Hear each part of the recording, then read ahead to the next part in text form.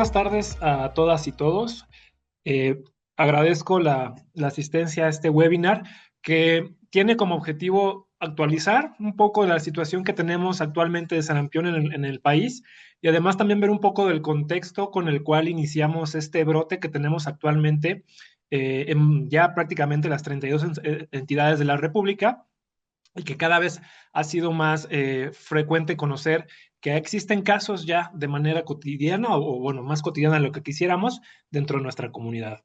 Eh, Como mencionaba bien la licenciada Sue, yo soy director de la sección técnica de epidemiología de la Sociedad Mexicana de Salud Pública y bueno, cabe aclarar que las opiniones que se ejecuten dentro de este webinar pues, son personales con el área técnica que a mí me compete.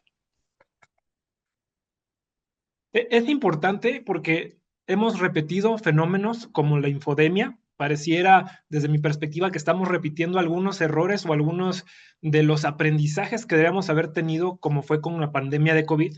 Y es importante desde el aspecto de epidemiología iniciar a clasificar y a comprender bien de qué estamos hablando cuando tenemos una enfermedad que es emergente o reemergente. Sobre todo que comprendamos que existen diferentes fases en las cuales nosotros podemos controlar una enfermedad hasta llegar a la erradicación.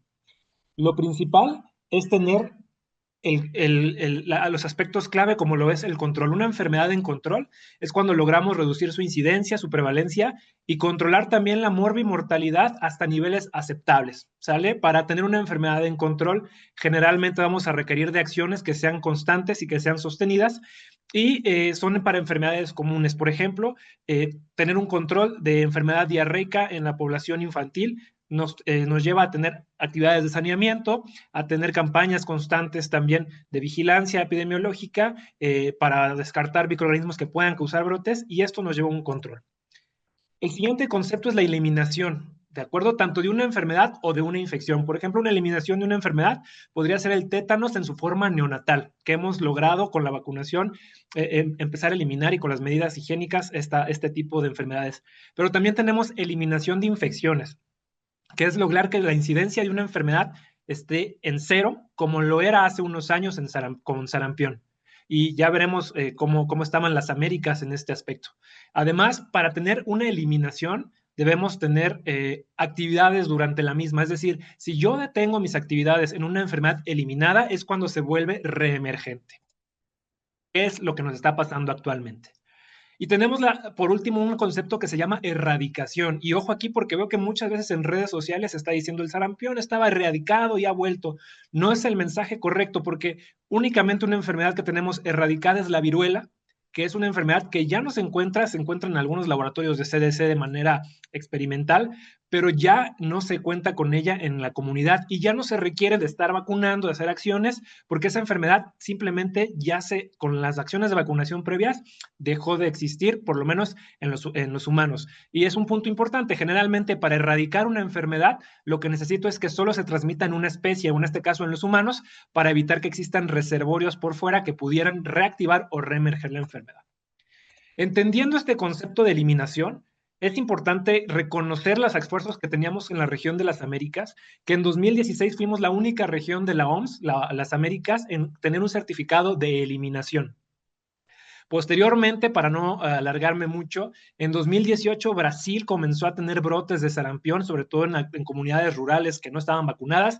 Brasil tiene una población en ese entonces de 200 millones de personas y las Américas pierden el estatus de eliminación por este brote sostenido en Brasil. Duró más de un año y tuvieron que hacer varias actividades de contención para poder nuevamente retomar el rumbo.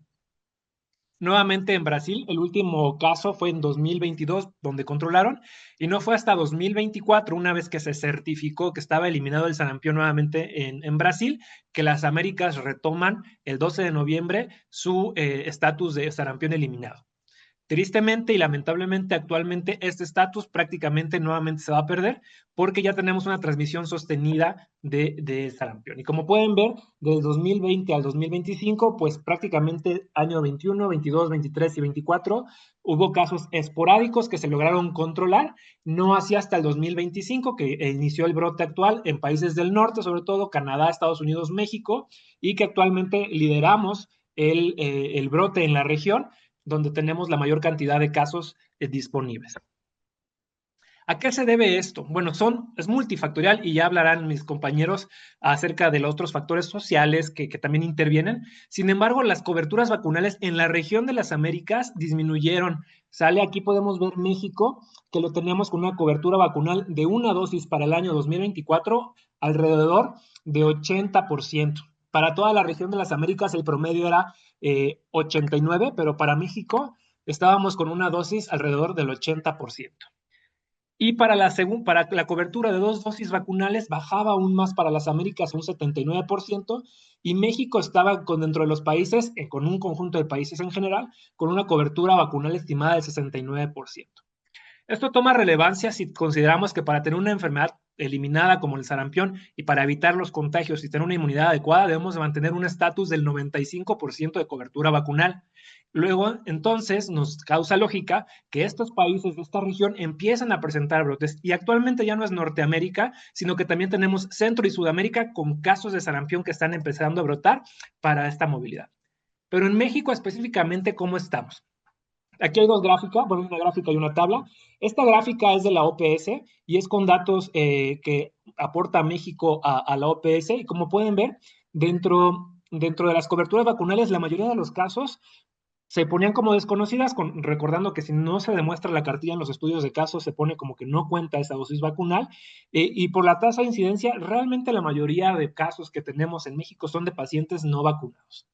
Y toma lógica con lo que también en Sanud en 2024 publicó la en Sanud Continua, que teníamos coberturas vacunales en 2012 del 75% y en 2021 a 23 del 71%. Entonces, esto corresponde con lo que teníamos en la OPS y pues nos da también un panorama del por qué el brote ha resurgido tanto y que también, pues bueno, desde 2012 teníamos coberturas reales en una encuesta con cartillas que difieren de las coberturas administrativas, ¿no? Que es cuántas dosis puse, pero sin saber si fue en población blanco, si realmente se aplicaron en la población que debería de ser. ¿Cómo vamos actualmente en México? Justo acaban de actualizar el informe diario de sarampión y bueno, pues tenemos una alta carga de enfermedad o de casos. Les digo, ya prácticamente son las 32 entidades de la República y estas primeras 4 semanas epidemiológicas de enero, 5 en total, han sido pues ya muy intensas, ¿no? A comparación del año previo, ya estamos de manera exponencial subiendo los casos de sarampión con una incidencia bueno, con un total de casos de 9,187 casos en todo el país. Entonces, nuestra curva epidemiológica actualmente está exponencial y es donde tenemos una gran importancia. Seguramente, si están en servicios de salud, seguramente les están llegando más casos a sus servicios y pues el contagio de manera comunitaria se está viendo cada vez un poco más frecuente.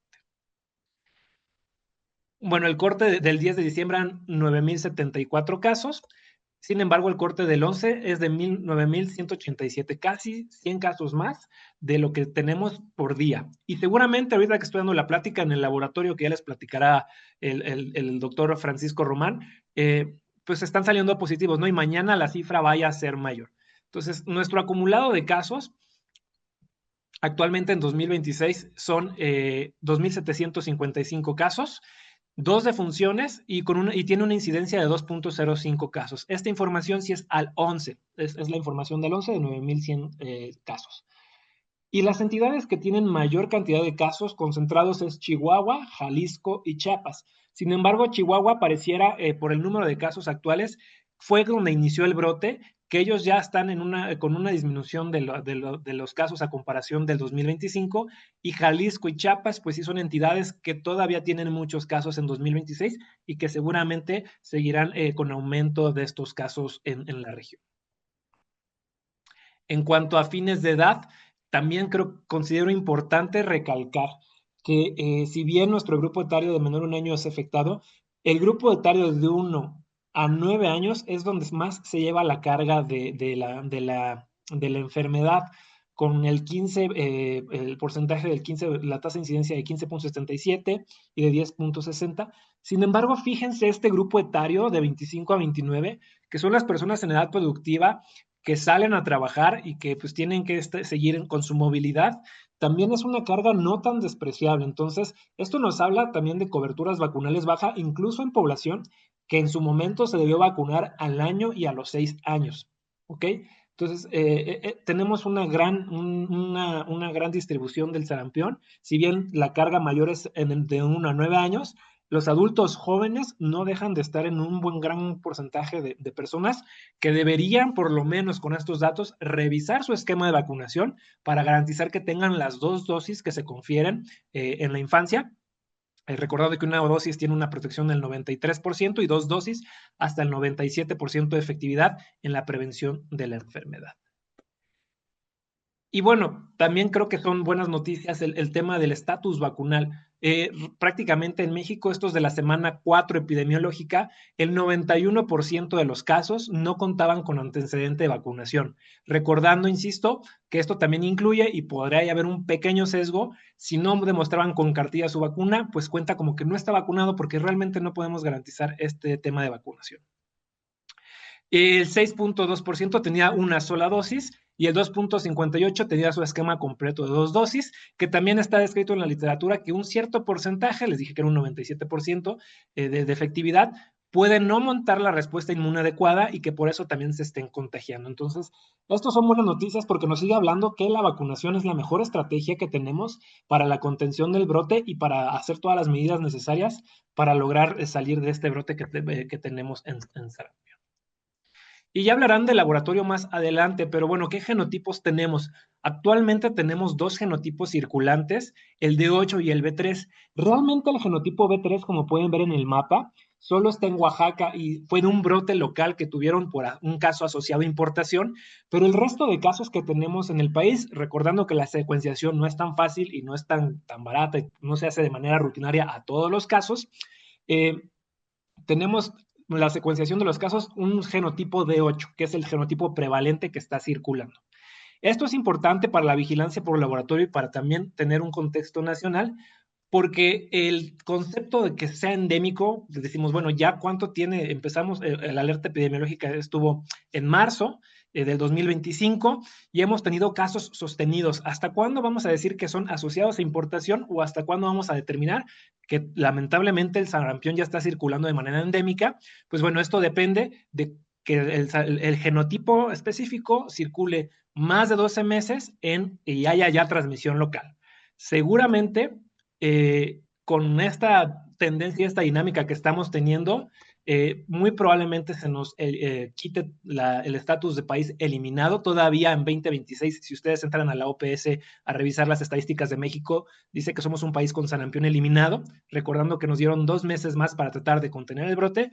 Sin embargo, la transmisión actual pareciera que ya está pasando a una endemicidad y que será nuevamente necesario reforzar medidas de control para evitar para cortar la cadena de transmisión, pero parece que el sarampión ya se volverá endémico por definición, por lo menos algunos meses más, en lo que logramos el control de esta enfermedad y esperemos que sea pronto y que no sea así y logremos cortarlo antes del año. De mi parte sería todo y agradezco su atención. Estoy atento a preguntas en el chat o al final de las presentaciones. Muchas gracias. Muchas gracias, Zoe. Muchas gracias a todos. Muchas gracias por la invitación. Bueno, vamos a dar pie al tema que nos compete. Entonces, pues bueno, es importante enmarcar que la vigilancia epidemiológica basada en laboratorio es importante para el contexto de la vigilancia en salud pública.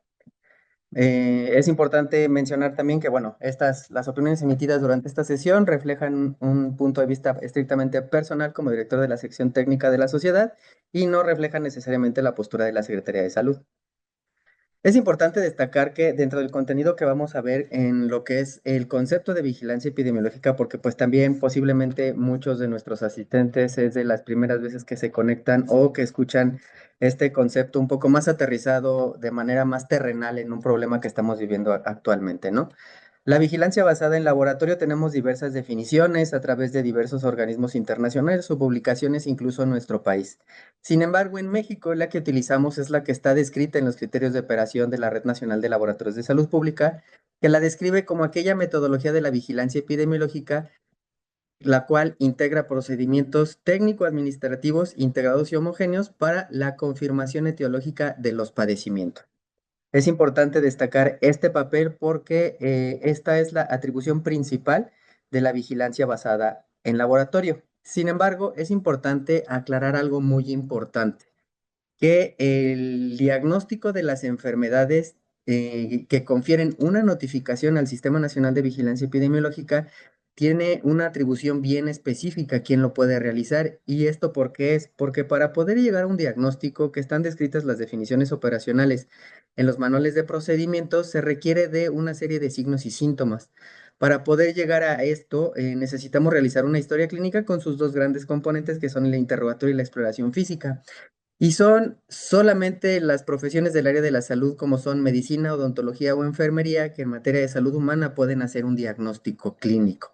Es importante destacar esto porque solo el diagnóstico clínico es el que se notifica al Sistema Nacional de Vigilancia Epidemiológica, a diferencia de lo que ocurre en el diagnóstico basado en laboratorio, en donde la atribución que tiene es la identificación de los agentes biológicos o la evidencia del antecedente de exposición. Un laboratorio únicamente nos va a decir si la persona tiene o tuvo una infección, en este caso por un agente biológico sujeto a vigilancia epidemiológica. Ya el conjunto del diagnóstico clínico y el diagnóstico de laboratorio nos va a dar la certeza del diagnóstico que estamos notificando a nuestro Sistema Nacional de Vigilancia Epidemiológico. Esto es importante porque únicamente este personal de salud es el que puede realizar la notificación de enfermedades sujetas a vigilancia epidemiológica.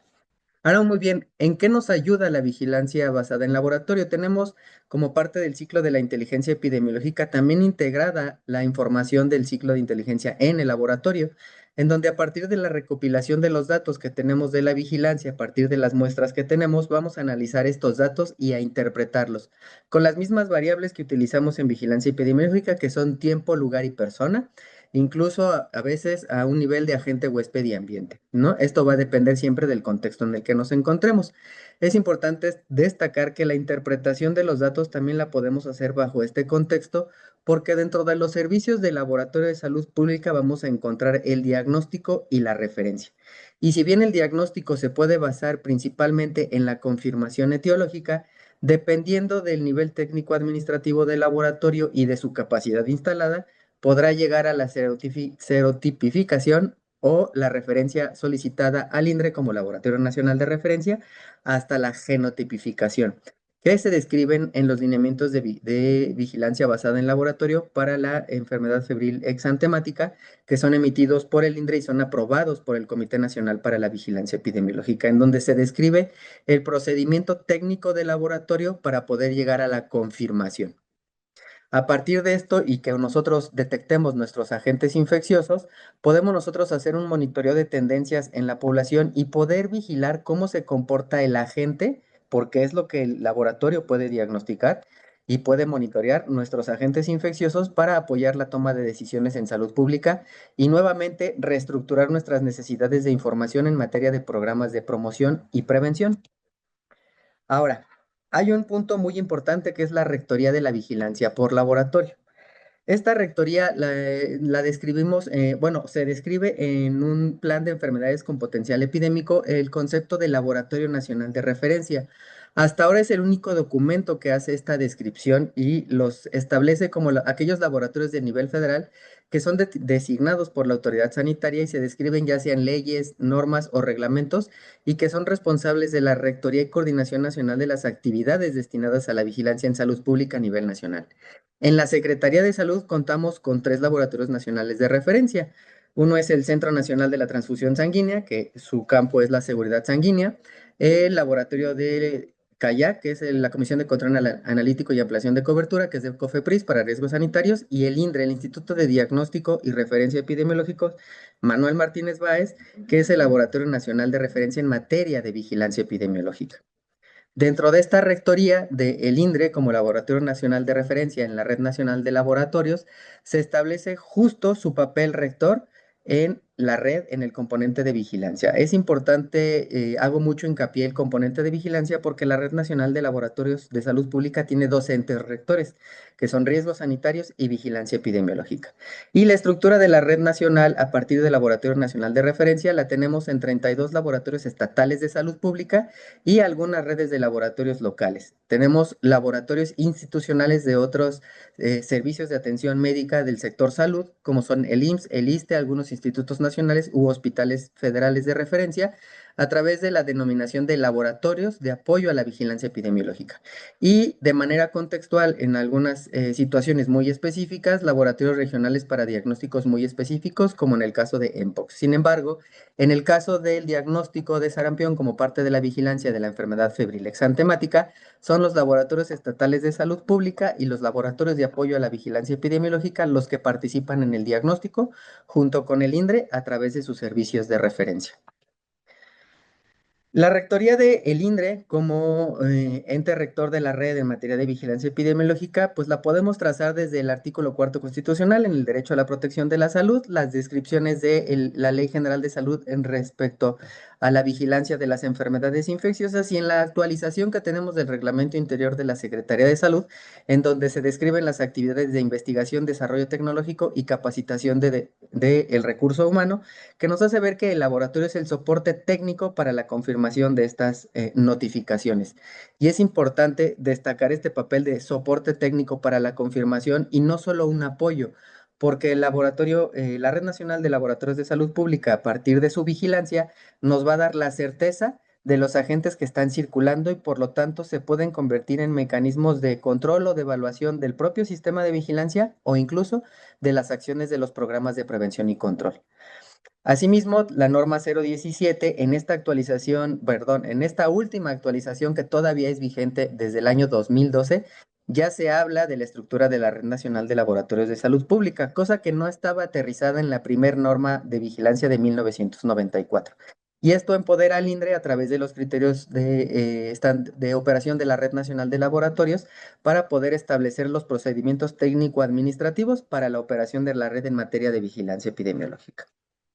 Pero ¿qué contribuciones nos ha dado la vigilancia basada en laboratorio? Nos ayuda a identificar agentes de circulación en nuestro proceso de vigilancia, pero también agentes poco frecuentes. Nos ayuda a analizar la resistencia, no únicamente a los antimicrobianos, pero y también a los antivirales.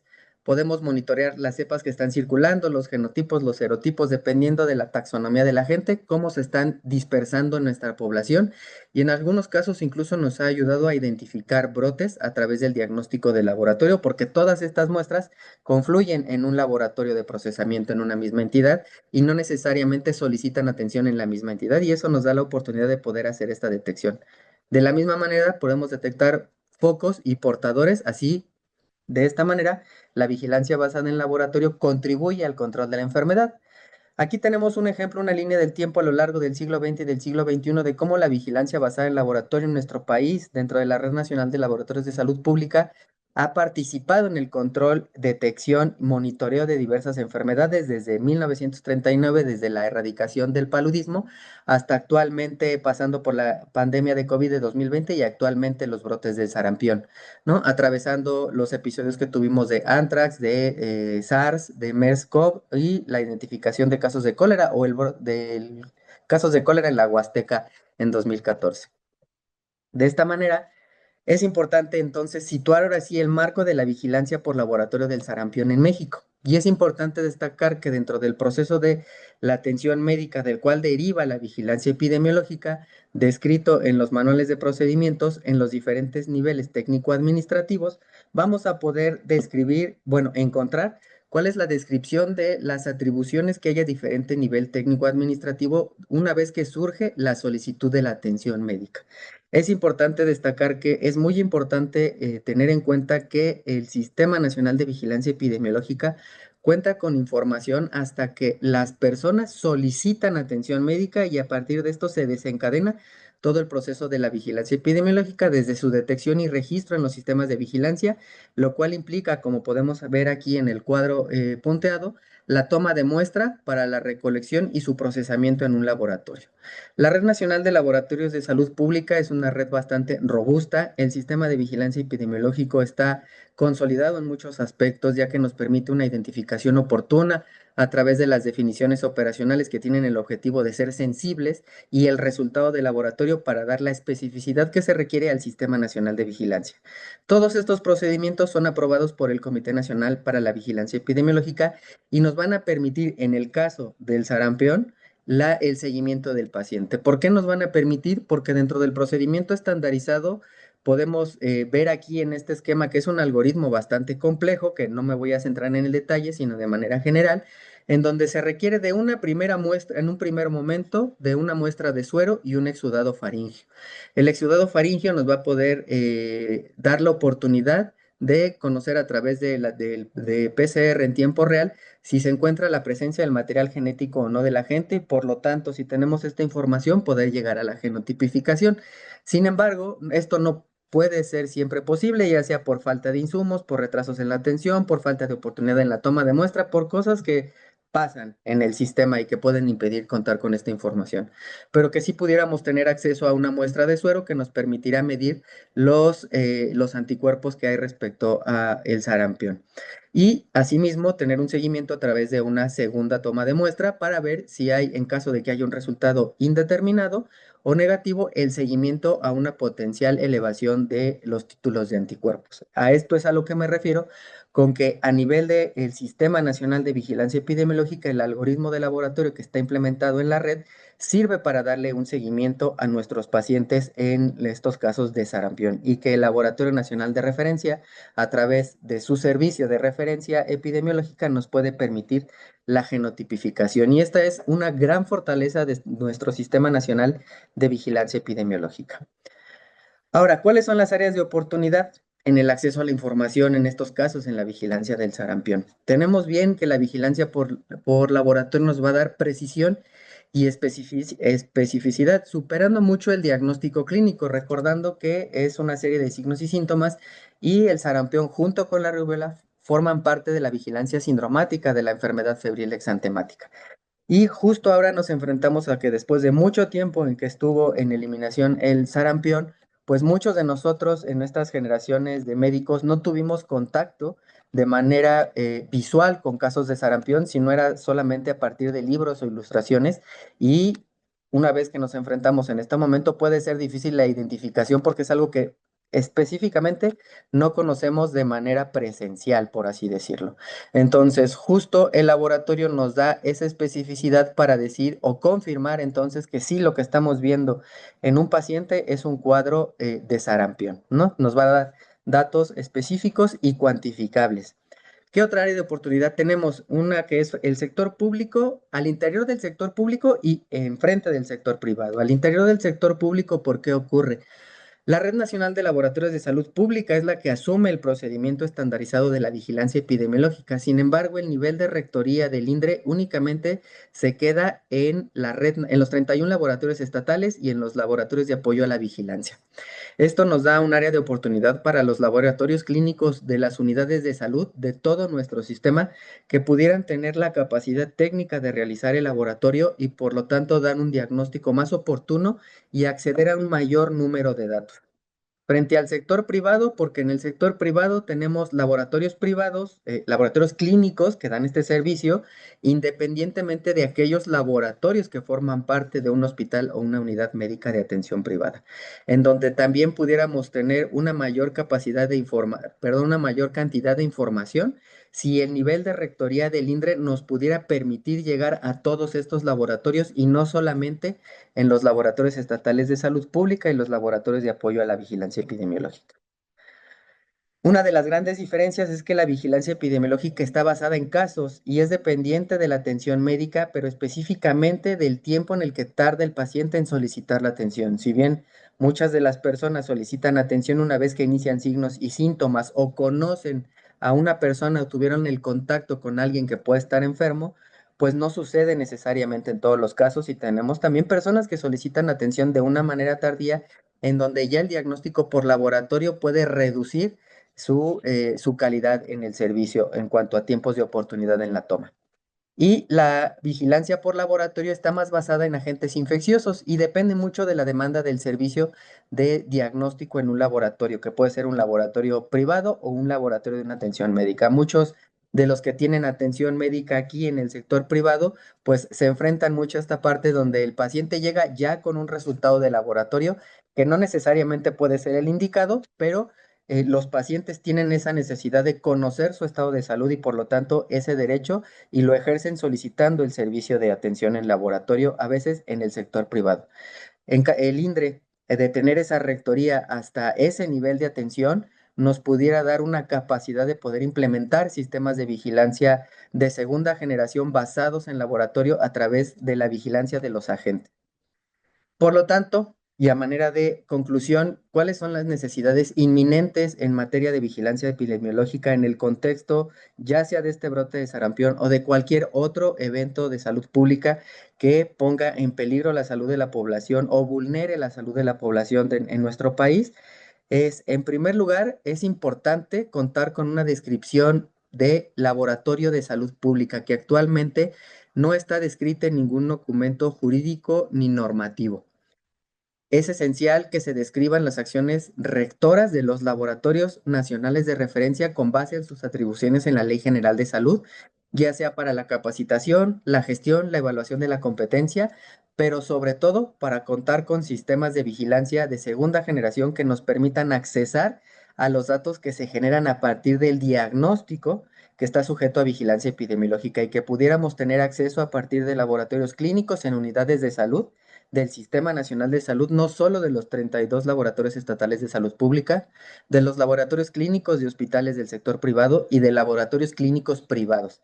De esta manera tendríamos oportunidad en el acceso a la información, monitoreando la vigilancia del agente infeccioso y contrastándola y apoyándonos de la vigilancia basada en la solicitud de la atención médica como ordinariamente ocurre. De mi parte sería todo. Muchísimas gracias por su atención. Saludos a todos, a la comunidad de la Sociedad Mexicana de Salud Pública, a los socios, a las personas externas que nos acompañan, al personal de salud. Es un gusto estar con todas y todos ustedes. Y bueno, en esta ocasión, complementando lo que ya han explicado mis colegas, el doctor Diego y el doctor Francisco, yo voy a abonar hablando sobre los factores comportamentales y sociales detrás del sarampión, que explican también el fenómeno que estamos viviendo y que quizás es un poco más complejo de lo que podemos llegar a pensar. Eh, Al igual, un descargo de responsabilidad, las opiniones vertidas en esta sesión son exclusivas de mí como en mi calidad de director de sección técnica y no representan necesariamente la postura de la Secretaría de Salud. Bueno, como introducción, quisiera mencionar lo siguiente, ¿no? Prácticamente casi todos sabemos que los brotes actuales de sarampión en el mundo se deben a la disminución en las coberturas de vacunación, ¿no? Desde 2020 aumentaron las personas, especialmente niños, no vacunados o con esquema incompleto. De hecho, en 2021, la cobertura mundial de la primera dosis de SRP disminuyó a su nivel más bajo desde 2008, que este nivel más bajo fue 81%, ¿no? A nivel mundial aproximadamente estaba una cobertura entre un 88%, ¿no? Promedio, y bajó de forma severa, ¿no? Diferente de país a país, de región a región, pero hubo un descenso. Esto se debió a dos razones principales. La primera es que a partir de la pandemia por COVID-19, a nivel mundial hubo un descenso drástico en las coberturas, especialmente porque se interrumpieron los servicios, la gente quedó confinada e incluso se tuvieron que priorizar otro tipo de servicios en salud, de tal forma que, bueno, la vacunación se vio bastante afectada y empezaron a surgir cohortes que se iban retrasando en su esquema de vacunación. A su vez, la desinformación, la baja percepción del riesgo de las enfermedades prevenibles por vacunación y las creencias erróneas influenciaron que muchos padres no llevaran a vacunar a sus hijos o que incluso adultos tampoco se vacunaron. A esto le sumamos que después de la pandemia, ¿no? Aproximadamente a partir de 2023, los viajes de interacción social aumentaron de forma importante a nivel mundial. Es el mayor nivel de interacción social que ha habido en la historia, lo que propició contagios y mayor probabilidad de brotes de cualquier enfermedad infecciosa, ¿no? Es por eso que se considera que estas dos razones, junto con la gran movilización social, favorecieron brotes de sarampión a nivel mundial. Ahora, vamos a hablar sobre el marco conceptual de los factores comportamentales y sociales. ¿A qué nos referimos con esto? Cuando nosotros analizamos los determinantes de la vacunación, podríamos decir que prácticamente las coberturas dependen de dos tipos de procesos, los referidos a la oferta de los servicios de salud, donde estaría como tal el servicio de salud e inmunización, es decir, que exista, que haya infraestructura, que se cuente con los insumos, y también el personal de vacunador con sus actitudes, conocimientos, disposición y todo esto. Esa es la parte de la oferta, pero también tenemos la demanda, ¿no? Que es la gente que acude al servicio. Entonces, aquí tenemos a la persona y a la familia, ¿no? La influencia que genera el contexto en el que las personas viven y se desarrollan, y también las actitudes y conocimientos de los padres o de la gente que debería vacunarse. Entonces, teniendo en cuenta que todos estos factores forman el que se logre o no se logre la vacunación, podemos ver este espectro de la demanda y la reticencia. Hay una diferencia considerable entre el rechazo de las vacunas y la reticencia a la vacunación. Cuando nosotros hablamos de reticencia, nos referimos a esta duda que algunas personas tienen sobre si me vacuno o no me vacuno, como que no estoy convencido, pero tampoco lo estoy rechazando.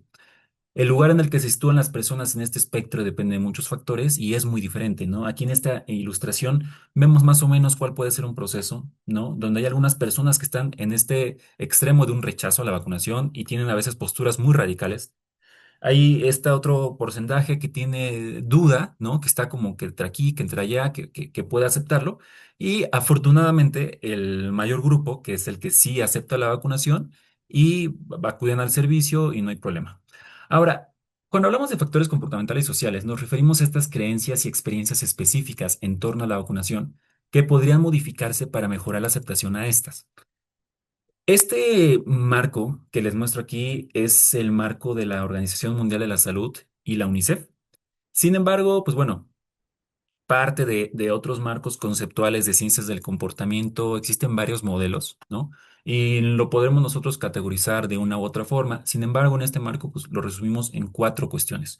Por un lado están los pensamientos y sentimientos, es decir, lo que la gente sabe o lo que la gente siente, que si están percibiendo un riesgo de enfermedad, que si creen o no creen que las vacunas tengan alguna eficacia.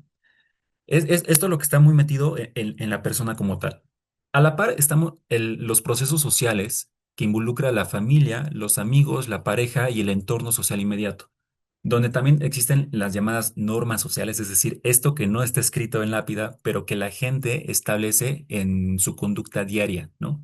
Entonces, si yo estoy en un entorno donde la mayoría de la gente se vacuna, pues lo más probable es que yo también quiera hacerlo, ¿no? Pero si por el contrario estoy en una familia donde las posturas que giran alrededor son muy antivacunas, pues difícilmente yo voy a tener esta motivación, o si soy padre o madre, puede ser que esté influenciado por mi suegra o por mi familiar y esto va a influir también que yo quiera vacunar. Entonces, estos dos factores se juntan y nos crean la motivación, que la persona esté motivada o no motivada para ponerle la vacuna a los niños o irse a vacunar.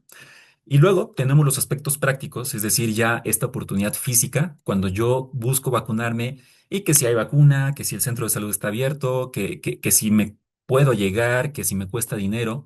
Todo esto va a influir entonces en que se acepten y se apliquen las dosis. Sin embargo, hay que tener en cuenta que los estudios, y no solo en el tema de vacunación en general, y esto es una de las premisas de las ciencias del comportamiento, han mostrado que el simple hecho de decirle a la gente lo que tiene que hacer o la información por sí sola no basta para que se logre la vacunación. Y esto hay que tenerlo en consideración porque muchas veces nos quedamos solo con esta parte, ¿no? De informar, porque pensamos que la gente no sabe. Y decimos, la vacuna se aplica a tal edad y tal edad, la SRP, a los 12, a los 18 meses, vaya, acuda a su unidad y con eso nos quedamos, cuando no estamos analizando que detrás hay muchos otros factores que influyen en que una persona decida vacunar o no.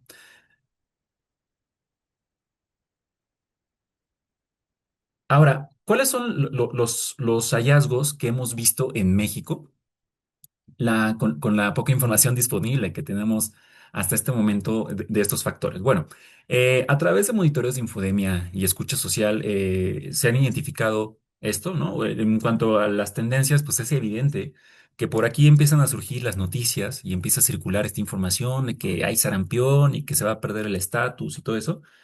Aumenta el interés de búsquedas en Internet porque la gente evidentemente está reaccionando, ¿no? Podemos ver que hubo aquí un inicio de la curva como ascendente el 18 de enero y tuvimos por ahí un pico aproximadamente el 8 de febrero.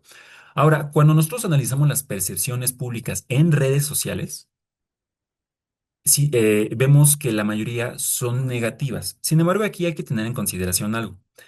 La gente que es más propensa a reaccionar, comentar en redes sociales, es la gente que de por sí suele estar más en contra, tiene enojo o está muy emotiva sobre un tema, ¿no?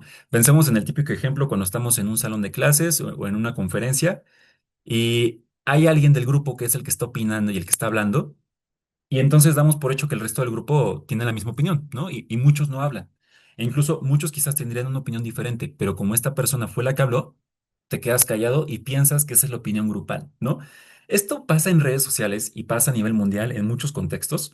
Es bastante interesante todo esto que se llama análisis de redes, ¿no? No hablo de redes sociales, sino de redes de interacción entre la gente y cómo estamos más influenciados de lo que pensamos por lo que hace alguien que puede estar bastante lejos, ¿no? O por mi vecino, o por mi hermano, o por quien sea. Y quizás muchas veces ni siquiera somos conscientes de eso. Pensamos que tomamos las decisiones de forma propia y muchas veces no es así, ¿no? Cuando hacemos análisis de sentimientos en redes sociales, nuevamente, vemos que el 65% es negativo con estos discursos, ¿no? Que menciona la gente. Supuesta falta de vacunas en unidades de salud, dudas o descontento por las restricciones de edad, que por qué a los mayores de 49 años no se les está poniendo, que qué pasa con las mujeres lactantes, que a los niños muy chiquitos, ¿por qué no? Criterios contradictorios entre instituciones, supuesta mala atención, ¿no? Hay un porcentaje de gente que está neutral, que es lo que les digo, la gente neutral normalmente no va a opinar porque no tiene mucho que opinar, ¿sí? Y la gente con sentimientos positivos, que muchos de ellos ya tienen sus creencias bien arraigadas y no las van a exponer, pero algunos sí, y mencionan la confianza en las vacunas y defienden las acciones de prevención. Si pudiéramos graficar cómo es el proceso de influencia que está ocurriendo actualmente, yo lo pondría de esta forma. Tenemos primero cuatro ámbitos de discursos y experiencias previas, ¿no? Por un lado, los discursos antivacunas que ya existían desde hace muchos años, ¿no? Recordemos este famoso estudio del 98, ¿no? Donde se asociaba al espectro autista a la vacuna y que pese a que después fue desmentido, la verdad es que la influencia que tuvo después sigue siendo bastante amplia. De hecho, hay gente que todavía se sigue creando esa idea. Tenemos las percepciones post-vacunación anti-COVID-19. Sabemos que cuando inició la vacunación contra el COVID, teníamos diferentes vacunas con diferentes plataformas, ARN mensajero, vectores virales y vacunas más clásicas. Y entonces, pues hubo mucha diferencia entre los eventos adversos y los SAVIs que ocurrían por la vacunación. Y esto empezó a alimentar que la gente empezara a exagerar, ¿no? Los discursos de supuestos efectos adversos se exageraron y mucha gente incluso ya tenía ideas preconcebidas de que si me vacuno me voy a poner mal, me voy a enfermar y todo esto. Entonces, esta vacuna COVID influencia mucho lo que ocurre con otras. Tenemos también el amarillismo sobre el sarampión, ¿no? Que está ocurriendo y que lo vemos en medios de que la gran epidemia y que muchos casos por acá y que muchas defunciones, cuando incluso la tasa de letalidad del sarampión es realmente muy baja. Y también tenemos la desinformación sobre un supuesto desabasto, ¿no? De que no hay vacunas y no hay dosis. Entonces, todo esto alimenta o afecta la confianza en la vacunación y la confianza en las instituciones públicas. Y estas dos confianzas entonces van a conllevar que las personas tengan o no tengan intención de vacunarse. Y hasta aquí nada más estoy llegando a la parte de motivación. Tendríamos que agregarle ahora sí los aspectos prácticos, ¿no? Si yo realmente voy y está la vacuna, si realmente me la ponen, si me atienden. Entonces, ¿qué recomendaciones haríamos? La primera es que si queremos prevenir el sarampión y aumentar la aceptación de las vacunas, necesitamos saber por qué las personas no se vacunan. Muchas veces tendemos a dar las cosas por alto, por sabidas, decir, no se vacunan porque no quieren, ¿no? Tenemos que la OMS y la UNICEF recomiendan ampliamente recopilar de forma sistemática datos sobre los factores comportamentales y sociales. De hecho, aquí les pongo una imagen de este documento que les recomiendo consultar, que es público, donde nos presentan este marco y algunas herramientas para poder hacer esta recopilación. Y los profesionales en salud deberían tener en cuenta lo que las personas sienten y piensan, ¿no? Cuando ellos acuden o cuando no acuden.